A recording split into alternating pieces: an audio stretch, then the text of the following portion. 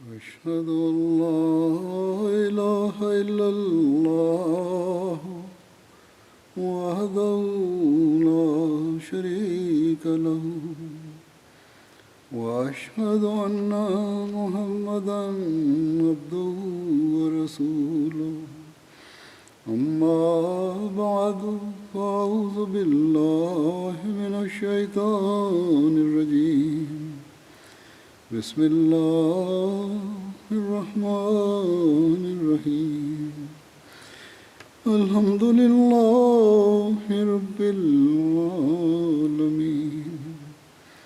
الرحمن الرحيم مالك يوم الدين إياك نعبد وإياك نستعين اهدنا الصراط المستقيم صراط الذين أنعمت عليهم غير المغضوب عليهم ولا الضالين إلا تنصروه فقد نصره الله إذ أخرجه الذين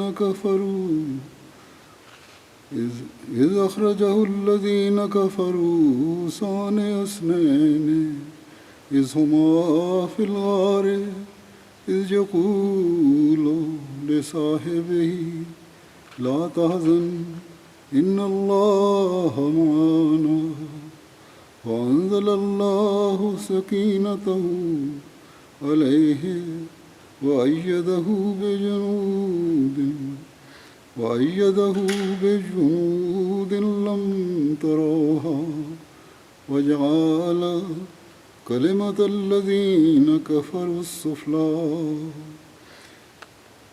وجعل كلمة الذين كفروا السفلى وكلمة الله هي العليا وكلمة الله هي العليا والله عزيز حكيم. ಕಳೆದ ಖುತಬದಲ್ಲಿ ಹಜರತ್ ಅಬೂಬಕರ್ ರಲಿಯಲ್ಲಾಹುರ ಸೌರ್ ಗುಹೆಯ ಘಟನೆ ಪ್ರಸ್ತಾಪ ನಡೆಯುತ್ತಿತ್ತು. ಸೌರ್ ಗುಹೆಯ ಸಮೀಪಕ್ಕೆ ಶತ್ರುಗಳು ತಲುಪಿದ ಘಟನೆಯ ಬಗ್ಗೆ ಅಲ್ಲಾಹನು ಪವಿತ್ರ ಕುರಾನಿನಲ್ಲಿ ಹೀಗೆ ಹೇಳುತ್ತಾನೆ: ನೀವು ಪ್ರವಾದಿಗೆ ನೆರವು ನೀಡದಿದ್ದರೆ ತಿಳಿದುಕೊಳ್ಳಿರಿ, ಅವಿಶ್ವಾಸಿಗಳು ಅವರನ್ನು ತನ್ನ ಊರಿನಿಂದ ಬಹಿಷ್ಕರಿಸಿದಾಗ ದಿಟವಾಗಿಯೂ ಅಲ್ಲಾಹನು ಅವರಿಗೆ ನೆರವಿತ್ತಿದ್ದನು. ಅವರಿಬ್ಬರಲ್ಲಿ ಒಬ್ಬರಾಗಿದ್ದರು. ಅವರಿರುವರು ಆ ಗುಹೆಯಲ್ಲಿದ್ದಾಗ ನೀನು ವ್ಯಥಪಡಬೇಡ, ಖಂಡಿತವಾಗಿಯೂ ಅಲ್ಲಾಹನು ನಮ್ಮೊಂದಿಗಿದ್ದಾನೆ ಎಂದು ಅವರು ತನ್ನ ಸಂಗಡಿಗರೊಡನೆ ಹೇಳಿದ್ದಾಗ ಆ ಸಂದರ್ಭದಲ್ಲಿ ಅಲ್ಲಾಹನು ತನ್ನ ಕಡೆಯಿಂದಿರುವ ಸಾಂತ್ವನವನ್ನು ಅವರಿಗೆ ಇಳಿಸಿಕೊಟ್ಟನು. ನಿಮಗೆ ಅಗೋಚರವಾದ ಸೈನ್ಯಗಳಿಂದ ಅವನು ಅವರಿಗೆ ಬೆಂಬಲವಿತ್ತನು ಹಾಗೂ ಅವಿಶ್ವಾಸಿಗಳ ಮಾತನ್ನು ನಿಷ್ಫಲಗೊಳಿಸಿದನು. ಅಲ್ಲಾಹನ ವಚನ ಮಾತ್ರವೇ ಸರ್ವೋನ್ನತವಾದುದು. ಅಲ್ಲಾಹನು ಪ್ರತಾಪವಂತನು, ವಿವೇಕಶಾಲಿಯೂ ಆಗಿದ್ದಾನೆ. ಮಕ್ಕಾದ ಸತ್ಯನಿಷೇಧಿಗಳು ಗುಹೆಯ ಮುಂಭಾಗದಲ್ಲಿ ನಿಂತುಕೊಂಡು ಮಾತನಾಡುತ್ತಿದ್ದಾಗ ಹಜರತ್ ಪೈಗಂಬರ್ ಸಲ್ಲಲ್ಲಾಹು ಅಲೈಹಿ ವಸಲ್ಲಂ ಹಿಡಿಯಲ್ಪಡುವರು ಎಂಬ ಶಂಕೆಯಿಂದ ಹಜರತ್ ಅಬೂಬಕರ್ ರಲಿಯಲ್ಲಾಹು ಗಾಬರಿಗೊಂಡರು. ಆಗ ಹಜರತ್ ಪೈಗಂಬರ್ ಸಲ್ಲಲ್ಲಾಹು ಅಲೈಹಿ ವಸಲ್ಲಂ ಹೇಳಿದರು, ಲಾ ತಹಜನ್ ಇನ್ನಲ್ಲಾ ಮಾನ, ದುಃಖಿಸಬೇಡ, ಖಂಡಿತವಾಗಿಯೂ ಅಲ್ಲಾಹನು ನಮ್ಮೊಂದಿಗಿದ್ದಾನೆ. ಸೌರ್ ಗುಹೆಯಿರುವ ಪರ್ವತದ ಬಳಿಗೆ ತಲುಪಿದ ನಂತರ ಪತ್ತದಾರನು ಹೇಳಿದನು, ಅವರಿಬ್ಬರೂ ಇಲ್ಲಿಂದ ಮುಂದಕ್ಕೆ ಹೋಗಿಲ್ಲ. ಆಗ ಯಾರೋ ಗುಹೆಯ ಒಳಗೆ ಇಣುಕಲು ಪ್ರಯತ್ನಿಸಿದರು. ಆಗ ಉಮಯ್ಯ ಬಿನ್ ಖಲ್ಫ್ ಕಠಿಣವಾಗಿ ಮತ್ತು ಪರಿವೇ ಇಲ್ಲದೆ ಹೀಗೆ ಹೇಳಿದನು: ಈ ಬಲೆ ಮತ್ತು ಮರವನ್ನು ನಾನು ಮುಹಮ್ಮದ್ ಸಲ್ಲಲ್ಲಾಹು ಅಲೈಹಿ ವಸಲ್ಲಮರ ಜನನಕ್ಕಿಂತ ಮುಂಚಿನಿಂದಲೇ ನೋಡುತ್ತಿದ್ದೇನೆ. ನಿಮ್ಮ ಬುದ್ಧಿ ಕೆಟ್ಟು ಹೋಗಿವೆ, ಅವರು ಇಲ್ಲಿ ಹೇಗೆ ಇರಲು ಸಾಧ್ಯ? ಹಜರತ್ ಮಿರ್ಜಾ ಬಶೀರ್ ಅಹಮದ್ ಸಾಹಿಬ್ ರಲಿಯಲ್ಲಾಹು ಹೇಳುತ್ತಾರೆ, ಮುಹಮ್ಮದ್ ಸಲ್ಲಲ್ಲಾಹು ಅಲೈಹಿ ವಸಲ್ಲಮರನ್ನು ಜೀವಂತವಾಗಿ ಅಥವಾ ಮೃತರಾದ ಸ್ಥಿತಿಯಲ್ಲಿ ಹಿಡಿದು ತರುವವರಿಗೆ ಮಕ್ಕಾದ ಕುರೇಶಿಗಳು 100 ಒಂಟೆಗಳ ಬಹುಮಾನದ ಘೋಷಣೆಯನ್ನು ಮಾಡಿದ್ದರು. ಈ ಬಹುಮಾನದ ಲಾಲಸೆಯಿಂದ ಅನೇಕ ಜನರು ಮಕ್ಕಾದ 4 ಕಡೆಗಳಿಗೆ ಹೊರಟಿದ್ದರು. ಕುರೈಶಿನ ಸರದಾರರು ಗುಹೆಯ ಬಳಿಗೆ ತಲುಪಿದಾಗ ಅವರು ಹೀಗೆ ನೋಡಿದರು: ಗುಹೆಯ ಮುಂಭಾಗದಲ್ಲಿ ಇದ್ದ ಮರದ ಕೊಂಬೆಗಳಲ್ಲಿ, ಗುಹೆಯ ನೇರ ಮುಖಭಾಗದಲ್ಲಿ ಇದ್ದ ಕೊಂಬೆಯಲ್ಲಿ ಒಂದು ಪಾರಿವಾಳ ಗೂಡು ಕಟ್ಟಿ ಮೊಟ್ಟೆಗಳನ್ನು ನೀಡಿತ್ತು ಮತ್ತು ಜೇಡ ಬಲೆಯನ್ನು ಹೆಣೆದಿತ್ತು. ಬಾಹ್ಯವಾಗಿ ಇದು ದುರ್ಬಲ ವರದಿಯಾಗಿದೆ, ಆದರೆ ಹೀಗೆ ನಡೆದಿದ್ದರೂ ಅಚ್ಚರಿಯ ಮಾತೇನಲ್ಲ. ಏಕೆಂದರೆ ಜೇಡವು ಕೆಲವೊಮ್ಮೆ ಕೆಲವು ನಿಮಿಷಗಳಲ್ಲಿ ಒಂದು ವಿಸ್ತಾರ ಜಾಗದಲ್ಲಿ ಬಲೆಯನ್ನು ಮಾಡುತ್ತದೆ ಮತ್ತು ಪಾರಿವಾಳಕ್ಕೂ ಗೂಡು ಕಟ್ಟಲು ಮತ್ತು ಮೊಟ್ಟೆಗಳನ್ನು ಹಾಕಲು ಹೆಚ್ಚು ತಡವಾಗುವುದಿಲ್ಲ. ಆದ್ದರಿಂದ ಅಲ್ಲಾಹನು ತನ್ನ ಪ್ರವಾದಿಯ ಸಂರಕ್ಷಣೆಗಾಗಿ ಇಂತಹ ಏರ್ಪಾಡು ಮಾಡುವುದು ಅಸಂಭವನೀಯವಾದ ಸಂಗತಿಯೇನಲ್ಲ. ಬದಲಾಗಿ ಆ ಹೊತ್ತಿನಲ್ಲಿ ಹೀಗೆ ಆಗುವ ಸಂಪೂರ್ಣ ಸಾಧ್ಯತೆ ಇದೆ. ಕುರೈಶಿಗಳು ಎಷ್ಟು ಸಮೀಪಕ್ಕೆ ತಲುಪಿದ್ರು ಎಂದರೆ ಅವರ ಕಾಲುಗಳು ಗುಹೆಯ ಒಳಗಿನಿಂದ ಕಾಣಬಹುದಾಗಿತ್ತು. ಅವರ ಶಬ್ದ ಕೇಳುತ್ತಿತ್ತು ಎಂದು ವರದಿಯಲ್ಲಿ ಬಂದಿದೆ. ಸತ್ಯನಿಷೇಧಿಗಳನ್ನು ಇಷ್ಟು ಸಮೀಪದಲ್ಲಿ ಕಂಡು ಹಜರತ್ ಅಬೂಬಕರ್ ರಲಿಯಲ್ಲಾಹು ಹೆದರಿದಾಗ ಹಜರತ್ ಪೈಗಂಬರ್ ಸಲ್ಲಲ್ಲಾಹು ಅಲೈಹಿ ವಸಲ್ಲಂ ಹೇಳಿದರು, ಹೇ ಅಬೂಬಕರ್, ಇಬ್ಬರ ಜೊತೆಗೆ ಮೂರನೆಯದಾಗಿ ಅಲ್ಲಾಹನು ಇರುವ ಇಬ್ಬರು ವ್ಯಕ್ತಿಗಳ ಕುರಿತು ನಿನ್ನ ಭಾವನೆಯೇನು? ಆಗ ಹಜರತ್ ಅಬೂಬಕರ್ ರಲಿಯಲ್ಲಾಹು ನೋವುಭರಿತ ಸ್ವರದಿಂದ ಹೇಳಿದರು, ಯಾ ರಸೂಲಲ್ಲಾಹ್, ನಾನು ಕೊಲ್ಲಲ್ಪಟ್ಟರೆ ನಾನಂತೂ ಒಂದು ಜೀವ ಮಾತ್ರ. ಆದರೆ ನಿಮಗೆ ಏನಾದರೂ ಹಾನಿಯಾದರೆ ಸಂಪೂರ್ಣ ಸಮುದಾಯ ಅಳೆಯಲ್ಪಡುವುದು. ಹಜರತ್ ಮುಸ್ಲಿಮ್ ಮೌದ್ ರಲಿಯಲ್ಲಾಹು ಹೇಳುತ್ತಾರೆ, ಈ ಘಟನೆಯ ಒಂದು ಮಗ್ಗಲು ಏನೆಂದರೆ, ಮೂಸಾರ ಸಂಗಡಿಗರು ಗಾಬರಿಗೊಂಡು ಹೇಳಿದರು, ಹೇ ಮೂಸಾ, ನಾವು ಹಿಡಿಗೂಡಲ್ಪಟ್ಟವು. ಆದರೆ ಮುಹಮ್ಮದ್ ಸಲ್ಲಲ್ಲಾಹು ಅಲೈಹಿ ವಸಲ್ಲಂರಿಗೆ ಅಲ್ಲಾಹನೊಂದಿಗೆ ಇದ್ದ ಭರವಸೆಯ ಪ್ರಭಾವ ಅವರ ಸಂಗಡಿಗನ ಮೇಲೆಯೂ ಆಗಿತ್ತು. ನಾವು ಹಿಡಿಗೂಡಲ್ಪಟ್ಟವು ಎಂಬ ಮಾತು ಅವರ ನಾಲಿಗೆಯಿಂದ ಹೊರಡಲಿಲ್ಲ. ಅವರು ಇಷ್ಟು ಮಾತ್ರ ಹೇಳಿದರು, ಶತ್ರುಗಳು ಎಷ್ಟು ಸಮೀಪಕ್ಕೆ ತಲುಪಿರುವರು ಎಂದರೆ ಅವರು ನೋಡಲು ಬಯಸುವುದಾದರೆ ನೋಡಬಹುದಾಗಿದೆ. ಹಜರತ್ ಮಸೀಹ್ ಮೌದ್ ಅಲೈಹಿಸ್ಸಲಾಂ ಹೇಳುತ್ತಾರೆ, ಆಪತ್ತಿನ ಆ ಸಮಯದಲ್ಲಿ ಹಜರತ್ ಪೈಗಂಬರ್ ಸಲ್ಲಲ್ಲಾಹು ಅಲೈಹಿ ವಸಲ್ಲಂ ಹಜರತ್ ಅಬೂಬಕರ್ ರಲಿಯಲ್ಲಾಹುರನ್ನು ಆಯ್ಕೆ ಮಾಡಿದ್ದು ಅವರ ಸತ್ಯಸಂಧತೆ ಮತ್ತು ಉನ್ನತ ಮಟ್ಟದ ನಿಷ್ಠೆಗೆ ಪ್ರಬಲವಾದ ಪುರಾವೆಯಾಗಿದೆ. ಆ ಸಮಯದಲ್ಲಿ ಹಜರತ್ ಪೈಗಂಬರ್ ಸಲ್ಲಲ್ಲಾಹು ಅಲೈಹಿ ವಸಲ್ಲಮರ ಬಳಿ 70-80ರಷ್ಟು ಸಹಾಬಿಯರಿದ್ದರು. ಅವರಲ್ಲಿ ಹಜರತ್ ಅಲಿ ರಲಿಯಲ್ಲಾಹು ಕೂಡ ಇದ್ದರು. ಆದರೆ ಹಜರತ್ ಪೈಗಂಬರ್ ಸಲ್ಲಲ್ಲಾಹು ಅಲೈಹಿ ವಸಲ್ಲಂ ತನಗೆ ಜೊತೆಗಾರನಾಗಿ ಆ ಸಹಾಬಿಯರಿಂದ ಹಜರತ್ ಅಬೂಬಕರ್ ರಲಿಯಲ್ಲಾಹುರನ್ನು ಆಯ್ಕೆ ಮಾಡಿದ್ದರು. ಇದರ ರಹಸ್ಯವೇನು? ಸಂಗತಿ ಏನೆಂದರೆ, ಹಜರತ್ ಪೈಗಂಬರ್ ಸಲ್ಲಲ್ಲಾಹು ಅಲೈಹಿ ವಸಲ್ಲಂ ಅಲ್ಲಾಹನ ಕಣ್ಣುಗಳ ಮೂಲಕ ನೋಡುತ್ತಾರೆ ಮತ್ತು ಅವರ ವಿವೇಕ ಅಲ್ಲಾಹನ ಕಡೆಯಿಂದಲೇ ಬರುತ್ತದೆ. ಆದ್ದರಿಂದ ಈ ಕೆಲಸಕ್ಕಾಗಿ ಅತ್ಯುತ್ತಮ ಮತ್ತು ಅನುಯೋಜ್ಯವಾದ ವ್ಯಕ್ತಿ ಹಜರತ್ ಅಬೂಬಕರ್ ರಲಿಯಲ್ಲಾಹು ಆಗಿರುವರು ಎಂದು ಅಲ್ಲಾಹನೇ ಹಜರತ್ ಪೈಗಂಬರ್ ಸಲ್ಲಲ್ಲಾಹು ಅಲೈಹಿ ವಸಲ್ಲಂರಿಗೆ ದಿವ್ಯ ದರ್ಶನ ಮತ್ತು ದಿವ್ಯವಾಣಿ ಮೂಲಕ ತಿಳಿಸಿಕೊಟ್ಟನು. ಹಜರತ್ ಅಬೂಬಕರ್ ರಲಿಯಲ್ಲಾಹು ಈ ಕಷ್ಟದ ಸಮಯದಲ್ಲಿ ಅವರ ಜೊತೆಯಾದರು. ಅದು ಅಪಾಯಕರವಾದ ಪರೀಕ್ಷಣೆಯ ಘಟ್ಟವಾಗಿತ್ತು. ಹಜರತ್ ಈಸಾ ಮಸೀಹರಿಗೆ ಈ ರೀತಿಯ ಸಮಯ ಬಂದಾಗ ಅವರ ಶಿಷ್ಯರು ಅವರನ್ನು ಬಿಟ್ಟು ಪರಾರಿಯಾದರು ಮತ್ತು ಒಬ್ಬನು ಅವರನ್ನು ಶಪಿಸಿದನು. ಆದರೆ ಸಹಾಬಿಯರಲ್ಲಿ ಪ್ರತಿಯೊಬ್ಬರೂ ಸಂಪೂರ್ಣವಾದ ಪ್ರಾಮಾಣಿಕತೆಯ ಮಾದರಿಯನ್ನು ತೋರಿಸಿದರು. ಹಜರತ್ ಪೈಗಂಬರ್ ಸಲ್ಲಲ್ಲಾಹು ಅಲೈಹಿ ವಸಲ್ಲಂ ಹಜರತ್ ಅಬೂಬಕರ್ ರಲಿಯಲ್ಲಾಹುರನ್ನು ತನ್ನ ಜೊತೆಗೆ ಸೇರಿಸುವ ವಾಕ್ಯದ ಬಗ್ಗೆ ಚಿಂತಿಸಿರಿ. ಅವರು ಹೇಳಿದರು, ಇನ್ನಲ್ಲಾಹ ಮಾಅನಾ ಎಂಬ ಪದದಲ್ಲಿ ಇಬ್ಬರೂ ಸೇರುತ್ತಾರೆ ಎಂದರೆ ಅಲ್ಲಾಹನು ನಿನ್ನ ಮತ್ತು ನನ್ನ ಜೊತೆಗಿದ್ದಾನೆ. ಅಲ್ಲಾಹನು ತಕ್ಕಡಿಯ ಒಂದು ತಟ್ಟೆಯಲ್ಲಿ ಹಜರತ್ ಪೈಗಂಬರ್ ಸಲ್ಲಲ್ಲಾಹು ಅಲೈಹಿ ವಸಲ್ಲಂರನ್ನು ಮತ್ತೊಂದು ತಟ್ಟೆಯಲ್ಲಿ ಹಜರತ್ ಅಬೂಬಕರ್ ರಲಿಯಲ್ಲಾಹುರನ್ನು ಇರಿಸಿದ್ದಾನೆ. ವರದಿಯಲ್ಲಿ ಹೀಗೆ ಬಂದಿದೆ, ತೀರ್ಮಾನಿಸಲಾದ ಯೋಜನೆ ಪ್ರಕಾರ ಹಜರತ್ ಅಬೂಬಕರ್ ರಲಿಯಲ್ಲಾಹುರ ಬುದ್ಧಿವಂತ ಮಗನಾದ ಹಜರತ್ ಅಬ್ದುಲ್ಲಾ ಬಿನ್ ಅಬೂಬಕರ್ ರಾತ್ರಿ ಸಮಯದಲ್ಲಿ ಸೌರ್ ಗುಹೆಗೆ ಬರುತ್ತಿದ್ದರು ಮತ್ತು ಪೂರ್ತಿ ದಿನದ ವಾರ್ತೆಗಳನ್ನು ಹೇಳಿಕೊಡುತ್ತಿದ್ದರು, ನಿರ್ದೇಶನಗಳನ್ನು ಪಡೆಯುತ್ತಿದ್ದರು ಹಾಗೂ ಮಕ್ಕದಲ್ಲೇ ರಾತ್ರಿ ಕಳೆದರು ಎಂಬಂತೆ ಮುಂಜಾನೆ ಮಕ್ಕಕ್ಕೆ ಮರಳಿ ಹೋಗುತ್ತಿದ್ದರು. ಆಮಿರ್ ಬಿನ್ ಫುಹೈರರ ಬುದ್ಧಿವಂತಿಕೆ ಏನಾಗಿತ್ತೆಂದರೆ, ರಾತ್ರಿ ಸಮಯದಲ್ಲಿ ಹಾಲು ನೀಡುವ ಆಡುಗಳ ಹಾಲನ್ನು ನೀಡಿದ ನಂತರ ಹಜರತ್ ಅಬ್ದುಲ್ಲಾ ಬಿನ್ ಅಬೂಬಕರ್ರ ಹೆಜ್ಜುಗುರುತುಗಳನ್ನು ಅಳಿಸುವ ರೀತಿಯಲ್ಲಿ ಆಡುಗಳನ್ನು ವಾಪಸ್ಸುಕೊಂಡು ಹೋಗುತ್ತಿದ್ದರು. ಸಹೀ ಬುಖಾರಿಯ ವರದಿ ಪ್ರಕಾರ 3 ದಿನಗಳ ನಂತರದ ಬೆಳಗಿನ ಸಮಯದಲ್ಲಿ ಒಂಟೆಗಳೊಂದಿಗೆ ತಲುಪಬೇಕೆಂದು ಅಬ್ದುಲ್ಲಾ ಬಿನ್ ಅರೀಕತನರಿಂದ ವಾಗ್ದಾನ ಪಡೆಯಲಾಗಿತ್ತು. ಅದರಂತೆ 3ನೇ ದಿನದಂದು ಒಂಟೆಗಳೊಂದಿಗೆ ಅವರು ಸೌರ್ ಗುಹೆಗೆ ತಲುಪಿದರು. ಹಜರತ್ ಪೈಗಂಬರ್ ಸಲ್ಲಲ್ಲಾಹು ಅಲೈಹಿ ವಸಲ್ಲಂ ಕಸ್ವಾ ಎಂಬ ಒಂಟೆಯ ಮೇಲೆ ಸವಾರರಾದರು ಎಂದು ವರದಿಯಿದೆ. ಹಜರತ್ ಅಬೂಬಕರ್ ರಲಿಯಲ್ಲಾಹು ತನ್ನ ಒಂಟೆಯ ಮೇಲೆ ತನ್ನೊಂದಿಗೆ ಆಮಿರ್ ಬಿನ್ ಫುಹೈರರನ್ನು ಸವಾರಿ ಮಾಡಿಸಿದರು ಮತ್ತು ಅರೀಕತ್ ತನ್ನ ಒಂಟೆಯಲ್ಲಿ ಸವಾರರಾದರು. ಹಜರತ್ ಅಬೂಬಕರ್ ರಲಿಯಲ್ಲಾಹುರ ಬಳಿ ಮನೆಯಲ್ಲಿ ಒಟ್ಟು 5 ಅಥವಾ 6 ಸಾವಿರ ದಿರ್ಹಮ್ ಇತ್ತು. ಅವರು ಹೊರಡುವಾಗ ಆ ಸಂಪತ್ತನ್ನು ತನ್ನ ಜೊತೆಗೆ ತೆಗೆದುಕೊಂಡಿದ್ದರು. ಅವರು ಮಕ್ಕದಿಂದ ಹೊರಡುವಾಗ ಬಹಳ ದುಃಖದಿಂದ ಹೀಗೆ ಹೇಳಿದರು, ಈ ಜನರು ತಮ್ಮ ಪ್ರವಾದಿಯನ್ನು ಹೊರಗೆ ಹಾಕಿರುವರು, ಈಗ ಇವರು ಖಂಡಿತ ನಾಶವಾಗುವರು. ಮಕ್ಕದಿಂದ ಸುಮಾರು 82 ಮೈಲು ದೂರದಲ್ಲಿರುವ ಜುಹ್ಫಾ ಎಂಬ ಪ್ರದೇಶಕ್ಕೆ ತಲುಪಿದಾಗ ಇನ್ನಲ್ಲಜಿ ಫರಜ ಅಲೈಕಲ್ ಕುರ್ಆನ ಲರಾದಕ ಇಲಾ ಮಆದ್ ಎಂಬ ಪವಿತ್ರ ಕುರಾನಿನ ವಚನ ಅವತೀರ್ಣವಾಯಿತು. ಅದರ ಅರ್ಥ ಹೀಗಿದೆ, ನಿನ್ನ ಮೇಲೆ ಕುರಾನ್ ಅಧ್ಯಾಪನಗಳನ್ನು ಕಡ್ಡಾಯಗೊಳಿಸಿದವನು ಖಂಡಿತವಾಗಿಯೂ ನಿನ್ನನ್ನು ಮರಳಬೇಕಾದ ಸ್ಥಳಕ್ಕೆ ಮರಳಿಸುವನು.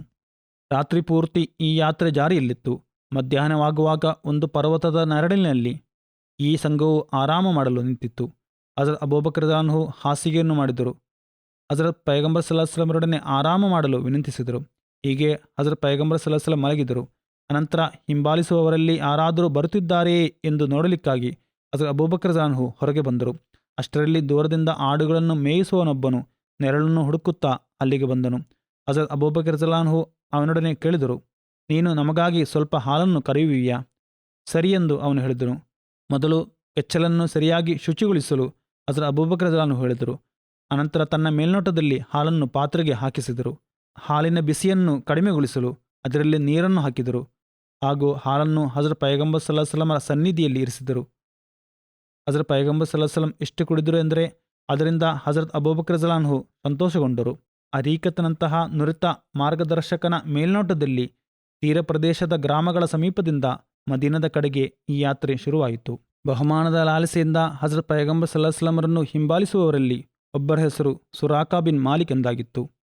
ಅವರ ಅನಂತರ ಮುಸ್ಲಿಮರಾಗಿದ್ದರು. ಅವರು ಸ್ವತಃ ಈ ಘಟನೆಯನ್ನು ವಿವರಿಸಿರುವರು. ಅವರ ಪ್ರಕಾರ ಪದೇ ಪದೇ ಹಿಂಬಾಲಿಸುವುದರ ವಿರುದ್ಧವಾಗಿ ಶಕುನಫಲ ಬರುತ್ತಿದ್ದರೂ ಅವರು ಹಿಂಬಾಲಿಸುವ ಪ್ರಯತ್ನವನ್ನು ಮಾಡುತ್ತಿದ್ದರು. ಅವರ ಒಂಟೆ ಹೀನಾಯವಾಗಿ ಎಡವಿ ಬೀಳುತ್ತಿತ್ತು. ಅದರ ಕಾಲುಗಳು ಮರಳಿನಲ್ಲಿ ಹೂತು ಹೋಗಿದ್ದವು. ಕೊನೆಗೆ ಹಿಂಬಾಲಿಸುವುದು ಸರಿಯಲ್ಲವೆಂದು ಅವರಿಗೆ ಖಚಿತವಾಯಿತು. ಅವರು ಅಭಯ ನೀಡುವುದಾಗಿ ಉಚ್ಚವಾಗಿ ಹೇಳಿದರು. ಹಜರತ್ ಪೈಗಂಬರ್ ಸಲ್ಲಲ್ಲಾಹು ಅಲೈಹಿ ವಸಲ್ಲಮರ ಮುಂದೆ ಬಂದು ಹೀಗೆ ಹೇಳಿದರು, ನೀವು ಒಂದು ದಿನ ಖಂಡಿತ ಅರಸರಾಗುವಿರಿ ಎಂದು ನನಗೆ ದೃಢವಿಶ್ವಾಸವಿದೆ. ಆ ದಿನದಂದು ನನ್ನೊಡನೆ ಗೌರವಾದರದಿಂದ ವರ್ತಿಸಲಾಗುವುದು ಎಂದು ನನಗೆ ಲಿಖಿತ ವಾಗ್ದಾನವನ್ನು ನೀಡಿರಿ. ಹಜರತ್ ಪೈಗಂಬರ್ ಸಲ್ಲಲ್ಲಾಹು ಅಲೈಹಿ ವಸಲ್ಲಂ ಅವರಿಗೆ ಹಾಗೆಯೇ ಲಿಖಿತವನ್ನು ನೀಡಿದರು. ಈ ಪ್ರಸ್ತಾಪ ಮುಂದುವರಿಯಿತು. ನಾಳೆ ಇನ್ಶಾ ಅಲ್ಲಾಹ್ ಹೊಸ ವರ್ಷ ಆರಂಭವಾಗುತ್ತಿದೆ. ಬರುತ್ತಿರುವ ವರ್ಷವನ್ನು ಅಲ್ಲಾಹನು ಜಮಾತಿನ ಪ್ರತಿಯೊಬ್ಬರಿಗೂ ಜಮಾತಿಗೂ ಎಲ್ಲ ರೀತಿಯಲ್ಲೂ ಅನುಗ್ರಹಿತವನ್ನಾಗಿ ಮಾಡಲಿ. ಎಲ್ಲ ರೀತಿಯ ಕೆಡುಕುಗಳಿಂದ ಜಮಾತನ್ನು ಸಂರಕ್ಷಿಸಲಿ. ಜಮಾತಿನ ವಿರುದ್ಧವಾಗಿ ಶತ್ರುಗಳು ನಡೆಸುವ ಪ್ರತಿಯೊಂದು ಯೋಜನೆ ಮಣ್ಣು ಪಾಲಾಗಲಿ. ಅಲ್ಲಾಹನು ಹಜರತ್ ಮಸೀಹ್ ಮೌஊದ್ ಇಸ್ಲಾಮರೊಡನೆ ಮಾಡಿರುವ ವಾಗ್ದಾನಗಳು ಈಡೇರುವುದಾಗಿ ನಾವು ಸಹ ನಮ್ಮ ಜೀವಿತದಲ್ಲಿ ನೋಡುವಂತಾಗಲಿ. ಅಲ್ಲಾಹನು ನಮಗೆ ಆ ದೃಶ್ಯಗಳನ್ನು ಸಹ ತೋರಿಸಲಿ. ಒಟ್ಟಿನಲ್ಲಿ ಬಹಳವಾಗಿ ಪ್ರಾರ್ಥನೆಗಳನ್ನು ಮಾಡುತ್ತಿರಬೇಕು. ಹೊಸ ವರ್ಷವನ್ನು ಪ್ರಾರ್ಥನೆಯೊಂದಿಗೆ ಪ್ರವೇಶಿಸಿರಿ. ವಿಶೇಷವಾಗಿ ತಹಜ್ಜುದ್ ನಮಾಜನ್ನು ನಿರ್ವಹಿಸಿರಿ. ಕೆಲವು ಮಸೀದಿಗಳಲ್ಲಿ ಅದರ ವ್ಯವಸ್ಥೆಯನ್ನು ಮಾಡಲಾಗಿದೆ. ಎಲ್ಲಿ ಅದರ ಏರ್ಪಾಡು ಮಾಡಲಾಗಿಲ್ಲವೋ ಅಲ್ಲೂ ಮಾಡಬೇಕು. ಜಮಾತಿಯಾಗಿ ಇರದಿದ್ದರೆ ಒಬ್ಬಂಟಿಯಾಗಿಯೂ ಮತ್ತು ಮನೆಗಳಲ್ಲೂ ತಹಜ್ಜುದ್ ನಮಾಜನ್ನು ವಿಶೇಷವಾಗಿ ನಿರ್ವಹಿಸಿ ದುವಾ ಮಾಡಬೇಕು. ಮೊದಲನೆಯದಾಗಿ ಇದು ಸ್ಥಿರವಾದ ಅಭ್ಯಾಸವಾಗಿರಬೇಕು. ಆದರೆ ನಾಳೆಯಿಂದ ಅದನ್ನು ನಿರ್ವಹಿಸುವಾಗ ಅಥವಾ ಇಂದು ರಾತ್ರಿಯಿಂದ ಅದನ್ನು ನಿರ್ವಹಿಸುವಾಗ ಅದನ್ನು ಜೀವಿತದ ಸ್ಥಾಯಿಯಾದ ಭಾಗವನ್ನಾಗಿ ಮಾಡಲು ಪ್ರಯತ್ನಿಸಬೇಕು. ಎಲ್ಲರಿಗೂ ಅಲ್ಲಾಹನು ಅದರ ಸೌಭಾಗ್ಯ ನೀಡಲಿ. ದುರೂದ್ ಶರೀಫ್ ಮತ್ತು ಇಸ್ತಿಗ್ಫಾರ್ ಅಲ್ಲದೆ ರಬ್ಬನಾ ಲಾ ತುಜಿ ಕುಲೂಬನಾ ಬಾದ ಇಜ್ ಹದೈತನಾ ವಹಬಲನಾ ಮಿಲ್ಲದುಂಕ ರಹಮತನ್ ಇನ್ನಕ್ ಅಂತಲ್ ವಹಾಬ್ ಎಂಬ ಪ್ರಾರ್ಥನೆಯನ್ನು ಮಾಡಿರಿ.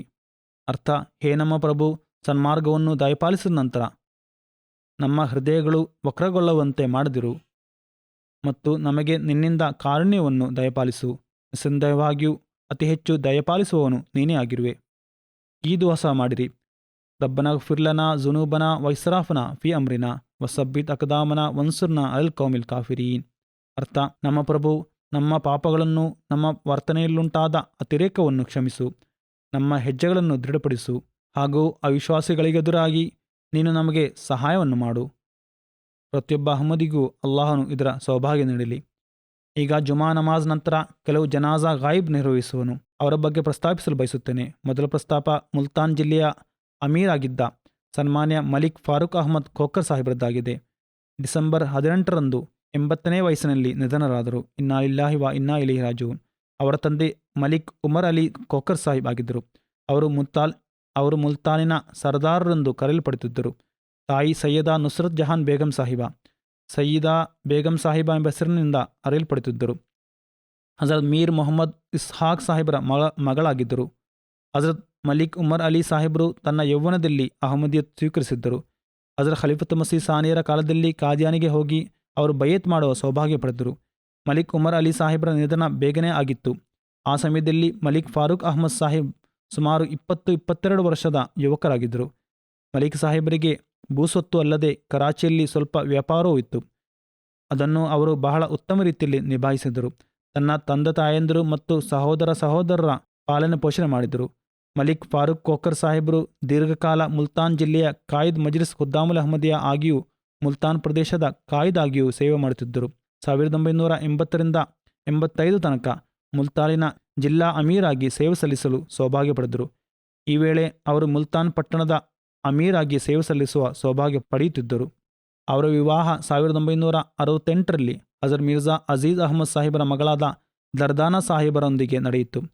ಹಜರತ್ ಖಲೀಫತ್ ಮಸೀಹ್ ಸಾಲಿಸ್ ರಹಮುಲ್ಲಾ ನಿಕಾಹ್ ನಿರ್ವಹಿಸಿದ್ದರು. ಅಲ್ಲಾಹನವರಿಗೆ ಒಬ್ಬ ಪುತ್ರ ಮತ್ತು 5 ಪುತ್ರರನ್ನು ದಯಪಾಲಿಸಿದ್ದಾನೆ. ಅವರ ಪತ್ನಿ ಹೇಳುತ್ತಾರೆ, ಬಹಳ ಪ್ರೀತಿಸುವ ಮತ್ತು ಕಾಳಜಿ ವಹಿಸುವವರಾಗಿದ್ದರು. ಸಣ್ಣ ಸಣ್ಣ ಸಂಗತಿಗಳ ಬಗ್ಗೆ ಕಾಳಜಿ ವಹಿಸುತ್ತಿದ್ದರು. ನಿಯತವಾಗಿ ತಹಜ್ಜುದ್ ನಿರ್ವಹಿಸುತ್ತಿದ್ದರು. ನನ್ನನ್ನು ದಿನಾಲು ತಹಜ್ಜುದ್ಗಾಗಿ ಎಬ್ಬಿಸುತ್ತಿದ್ದರು. ಮೃತಪಟ್ಟ ದಿನದ ರಾತ್ರಿಯೂ ನಫಲ್ ನಮಾಜ್ ನಿರ್ವಹಿಸಿ ಮಲಗಿದ್ದರು. ಸದಾ ಉಜುವಿನಲ್ಲಿ ಇರಲು ಶ್ರಮಿಸುತ್ತಿದ್ದರು.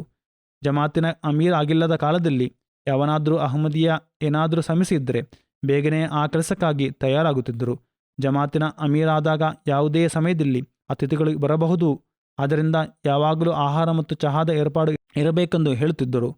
ನನ್ನ ಮನೆಯಲ್ಲಿ ಅತಿಥಿಗಳಿಲ್ಲದೇ ಇರುವುದಾಗಿ ನನಗೆ ನೆನಪಿಲ್ಲ. ಕೆಲವು ಮೊಬಲ್ಲಿಗರನ್ನು ಸಹ ಮನೆಯಲ್ಲಿ ತಂಗಿಸುತ್ತಿದ್ದರು. ಮನೆ ಆಫೀಸ್ನಂತೆ ಇತ್ತು. ಬಹಳ ತೆರೆದ ಮನಸ್ಸಿನ ಮತ್ತು ಮನಸ್ಸಾರೆ ಪ್ರೀತಿಸುವವರಾಗಿದ್ದರು.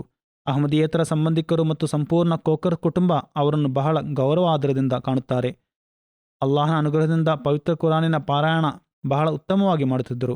ನಾನು ತಿಲಾವತ್ ಮಾಡುವಾಗ ಪವಿತ್ರ ಕುರಾನ್ ನೋಡದೆ ತಪ್ಪುಗಳನ್ನು ಸರಿಪಡಿಸಿ ಹೇಳುತ್ತಿದ್ದರು. ಅವರ ಮಗನಾದ ತಲ್ಹಾ ಹೇಳುತ್ತಾರೆ, ಮನೆಯವರ ಹೃದಯದ ಹಾಗೆ ಎಲ್ಲರಿಗೂ ತೆರೆದಿತ್ತು. ಹಜರ್ ಖಲೀಫತ್ ಮಸೀಹ್ ರಾಬಿ ರಹಮುಲ್ಲಾರ ಹಿಜ್ರತ್ ಯಾತ್ರೆಯಲ್ಲಿ ಹುಜೂರಿನ ಸಂಘದೊಂದಿಗೆ ಭಾಗಿಯಾಗಲು ಅವರಿಗೆ ಸೌಭಾಗ್ಯ ಲಭಿಸಿತ್ತು. ಅಮೀರಾಗಿದ್ದಾಗ ನಮ್ಮ ಮನೆಗಿಂತ ಹೆಚ್ಚಾಗಿ ಆಫೀಸ್ ಹಾಗೆ ಇರುತ್ತಿತ್ತು. ತನ್ನ ಸಂಪೂರ್ಣ ಸಮಯವನ್ನು ಧರ್ಮದ ಸೇವೆಗಾಗಿ ಮುಡುಪಾಗಿಟ್ಟಿದ್ದರು. ಅಹಮದಿಯೇತರ ಸಂಬಂಧಿಕರ ಧನ ಸಹಾಯ ಸಹ ಮಾಡುತ್ತಿದ್ದರು. ಸದಾ ನಮ್ಮೊಡನೆ ನಮಾಜ್ ನಿರ್ವಹಿಸಲು ಉಪದೇಶಿಸುತ್ತಿದ್ದರು, ವಿಶೇಷವಾಗಿ ಫಜ್ರ್ ನಮಾಜ್. ಅವರ ಕಿರಿಯ ಮಗಳಾದ ಫಾಯಿಜಾ ಹೇಳುತ್ತಾಳೆ, ತಂದೆಯು ಅಲ್ಲಾಹನ ಮೇಲಿನ ಭರವಸೆಯಲ್ಲಿ ಒಂದು ಮಾದರಿಯಾಗಿದ್ದರು. ಎಲ್ಲ ರೀತಿಯ ಕಾಲವನ್ನು ಅವರು ಕಂಡರು. ಯೌವನದಲ್ಲಿ ಅನಾಥರಾದರು. ಕಷ್ಟದ ಮತ್ತು ಸುಖದ ಕಾಲವನ್ನು ಕಂಡರು. ನನ್ನ ಎಲ್ಲ ಕೆಲಸವನ್ನು ಅಲ್ಲಾಹನು ಸ್ವತಃ ಮಾಡುತ್ತಾನೆ ಎಂದು ಯಾವಾಗಲೂ ಹೇಳುತ್ತಿದ್ದರು. ಖಿಲಾಫತಿನೊಂದಿಗೆ ಅಪರಿಮಿತವಾದ ಪ್ರೀತಿಯಿತ್ತು. ಖಿಲಾಫತಿನ ಬಗ್ಗೆ ಹೇಳುವಾಗ ಅತ್ತು ಬಿಡುತ್ತಿದ್ದರು. ಒಂದು ವಿಪತ್ತು ಸಹ ಅವರಿಗೆ ಉಂಟಾಯಿತು. ಅದನ್ನು ಕೂಡ ಅವರು ಬಹಳ ಸಹನೆ ಮತ್ತು ದ್ವಾದೊಂದಿಗೆ ಕಳೆದರು. ಅವರ ಕಿರಿಯ ಸಹೋದರ ಹೇಳುತ್ತಾರೆ, ನನ್ನ ಸಹೋದರ ಬಡವರಿಗೆ ಸಾಲ ನೀಡುತ್ತಿದ್ದರು, ಆದರೆ ಎಂದಿಗೂ ಮರಳಿ ಕೇಳುತ್ತಿರಲಿಲ್ಲ. ಅವರ ಕಿರಿಯ ಮಗಳಾದ ನಮೂದ್ ಸಹರ್ ಹೇಳುತ್ತಾರೆ, ತಂದೆಯ ಕೆಲವು ಸಂಗತಿಗಳು ವಿಶೇಷವಾಗಿದ್ದವು ಮತ್ತು ಅವು ಪದೇ ಪದೇ ನೆನಪಿಗೆ ಬರುತ್ತವೆ.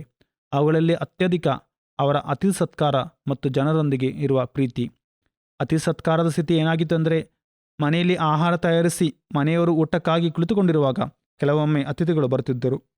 ಆಗ ಅದೇ ಊಟವನ್ನು ಅತಿಥಿಗಳಿಗೆ ಕೊಡುತ್ತಿದ್ದರು ಮತ್ತು ಮನೆಯವರು ಮೊಟ್ಟೆಗಳನ್ನು ಬೇಯಿಸಿ ತಿನ್ನುತ್ತಿದ್ದರು. ಅನೇಕ ತಪ್ಪುಗಳು ಜೀವಿತದಲ್ಲಿ ಆಗುತ್ತವೆ. ಮನುಷ್ಯರಿಂದ ಹೆಚ್ಚು ಕಮ್ಮಿ ಆಗುತ್ತವೆ. ಆದ್ದರಿಂದ ಕೆಲವೊಮ್ಮೆ ವಿಪತ್ತುಗಳಿಂದ ಸಾಗಬೇಕಾಗಿ ಬರುತ್ತದೆ.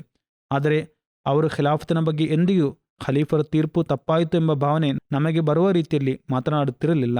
ಮನೆಯಲ್ಲಿ ಖುತ್ಬಗಳನ್ನು ಕೇಳುವುದು ಮತ್ತು ಜಮಾತಿನೊಂದಿಗೆ ಸಂಬಂಧವಿರಿಸುವುದರ ವಿಶೇಷ ಗಮನವಿತ್ತು. ಅಲ್ಲಾಹನು ಅವರೊಂದಿಗೆ ಮಗ್ಫಿರತ್ ಮತ್ತು ಕಾರಣದಿಂದ ವರ್ತಿಸಿರಿ. ಮಕ್ಕಳಿಗೂ ಸಹನೆ ಮತ್ತು ಧೈರ್ಯವನ್ನು ನೀಡಲಿ. ಸತ್ಕರ್ಮಗಳಲ್ಲಿ ಮುಂದಾಗಲು ಸೌಭಾಗ್ಯ ನೀಡಲಿ. ಮುಂದಿನ ಜನಾಜಾ ಇಂಡೋನೇಷ್ಯಾದ ರಹಮತುಲ್ಲಾ ಸಾಹೇಬ್ರದ್ದಾಗಿದೆ. 66ನೇ ವಯಸ್ಸಿನಲ್ಲಿ ನಿಧನರಾದರು.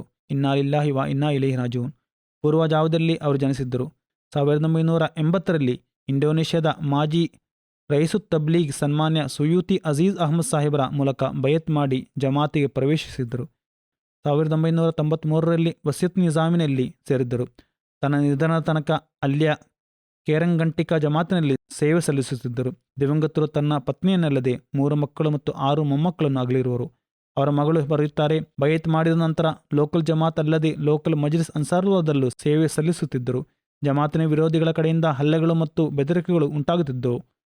ಅವರು ಬಹಳ ಧೈರ್ಯದಿಂದ ಜಮಾತಿನ ಕಡೆಯಿಂದ ಡಿಫೆನ್ಸ್ ಮಾಡುತ್ತಿದ್ದರು. ಬಹಳ ಉದಾರಿಯಾಗಿದ್ದರು. ಯಾರಾದರೂ ಸಹಾಯಕ್ಕಾಗಿ ಅಥವಾ ಸಾಲ ಪಡೆಯಲು ಬಂದರೆ ಯಾವಾಗಲೂ ಸಹಾಯ ಮಾಡುತ್ತಿದ್ದರು. ಖಿಲಾಫತಿನೊಂದಿಗೆ ಅಪರಿಮಿತವಾದ ಪ್ರೀತಿಯನ್ನು ಹೊಂದಿದ್ದರು. ಬಹಳ ಅನುಸರಣೆಯುಳ್ಳವರಾಗಿದ್ದರು. ಇಂಡೋನೇಷ್ಯಾದ ಅಮೀರ್ ಅಬ್ದುಲ್ ಬಾಸಿತ್ ಸಾಹೇಬರು ಬರೆಯುತ್ತಾರೆ, ಖಿಲಾಫತ್ ಮತ್ತು ಜಮಾತಿನೊಂದಿಗೆ ಅವರಿಗೆ ಅಪರಿಮಿತವಾದ ಪ್ರೀತಿ ಇತ್ತು. ಅಲ್ಲಾಹನ ಅವರೊಂದಿಗೆ ಮಗ್ಫಿರತ್ ಮತ್ತು ಕಾರಣದಿಂದ ವರ್ತಿಸಲಿ. ಮಕ್ಕಳಿಗೂ ಅವರ ಒಳಿತುಗಳನ್ನು ಜಾರಿಯಲ್ಲಿರಿಸಲು ಸೌಭಾಗ್ಯ ನೀಡಲಿ. ಮುಂದಿನ ಜನಾದ ಯಾರಿಪುರ ಕಾಶ್ಮೀರದ ಅಲ್ಹಾಜ್ ಅಬ್ದುಲ್ ಹಮೀದ್ ತಾಕ್ ಸಾಹೇಬ್ರದ್ದಾಗಿದೆ. ಡಿಸೆಂಬರ್ 24ರಂದು 94ನೇ ವಯಸ್ಸಿನಲ್ಲಿ ನಿಧನರಾದರು. ಇನ್ನಾ ಲಿಲ್ಲಾಹಿ ವ ಇನ್ನಾ ಇಲೈಹಿ ರಾಜಿಊನ್. ಅಲ್ಲಾಹನ ಅನುಗ್ರಹದಿಂದ ಅವರು ವಸಿತ್ ಮಾಡಿದ್ದರು. ಯಾರಿಪುರದ ಆರಂಭ ಕಾಲದ ಅಹಮದರಲ್ಲಿ ಒಬ್ಬರಾದ ಮೊಹಮ್ಮದ್ ಅಕ್ರಮ್ ತಾಕ್ ಸಾಹೇಬರ ಮಗನಾಗಿದ್ದರು. ಅವರು ಬಹಳ ಸಾತ್ವಿಕ, ಸೌಮ್ಯ ಸ್ವಭಾವಿ, ಸ್ನೇಹಮಯಿ, ಎಲ್ಲರಿಗೂ ಪ್ರಿಯಕರ, ಸಭ್ಯ, ಮೌನ ಪ್ರಕೃತಿಯ ಹಿರಿಯ ವ್ಯಕ್ತಿಯಾಗಿದ್ದರು. ದೀರ್ಘಕಾಲ ಜಮಾತಿನ ಸೇವೆ ಸಲ್ಲಿಸುವ ಸೌಭಾಗ್ಯ ಪಡೆದರು. ಜಮ್ಮು ಕಾಶ್ಮೀರ ರಾಜ್ಯದ ಅಮೀರ್ ಅಲ್ಲದೆ ಜಿಲ್ಲಾ ಅಮೀರ್ ಮತ್ತು ನಾಜಿಮ್ ಅನ್ಸಾರುಲ್ಲಾ ಆಗಿ ಸೇವೆ ಸಲ್ಲಿಸಲು ಸೌಭಾಗ್ಯ ಪಡೆದರು. ಪ್ರಾದೇಶಿಕ ಜಮಾತಿನಲ್ಲಿ ಪ್ರಾದೇಶಿಕ ಹುದ್ದೆಗಳಲ್ಲಿ ಸೇವೆ ಸಲ್ಲಿಸುತ್ತಿದ್ದರು. ವರ್ಷಾನುಗಟ್ಟಲೆ ತೆಹ್ರೀಕ್ ಜದೀದ್ ಭಾರತದ ಸ್ವತಂತ್ರ ಸದಸ್ಯರಾಗಿದ್ದರು. ರಾಜ ಇಮಾರತಿನಲ್ಲಿ ಅವರ ಕಾಲದಲ್ಲಿ 1987ರಲ್ಲಿ ಕಾಶ್ಮೀರದಲ್ಲಿ ಜಮಾತಿನ 5 ಸ್ಕೂಲುಗಳ ಸ್ಥಾಪನೆ ಆಯಿತು. ಅನೇಕ ಮಸೀದಿಗಳು ಮತ್ತು ಮಿಷನ್ ಹೌಸುಗಳ ನಿರ್ಮಾಣಕ್ಕಾಗಿ ಅವರು ಬಹಳ ಪರಿಶ್ರಮಿಸಿದ್ದರು. ಯುವಕರ ಜ್ಞಾನಪರವಾದ ಸಾಮರ್ಥ್ಯಗಳನ್ನು ಮೇಲಕ್ಕೆತ್ತಲು ಮತ್ತು ವರ್ಧಿಸಲಿಕ್ಕಾಗಿ ಅವರು ಸಾಕಷ್ಟು ಪ್ರಯತ್ನಗಳನ್ನು ಮಾಡುತ್ತಿದ್ದರು. ಈ ಕೆಲಸದಲ್ಲಿ ಸದಾ ಮುಂದಿರುತ್ತಿದ್ದರು. ಯಾರಿಪುರದ ಪ್ರದೇಶದಲ್ಲಿ ಅವರ ಸಾಮಾಜಿಕ ಸೇವೆಗಳ ಕಾರಣದಿಂದ ಅವರಿಗೆ ಬಹಳ ಗೌರವವಿತ್ತು. ಅಲ್ಲಾಹನ ಅವರೊಂದಿಗೆ ಮಗ್ಫಿರತ್ ಮತ್ತು ಕಾರುಣ್ಯದಿಂದ ವರ್ತಿಸಲಿ.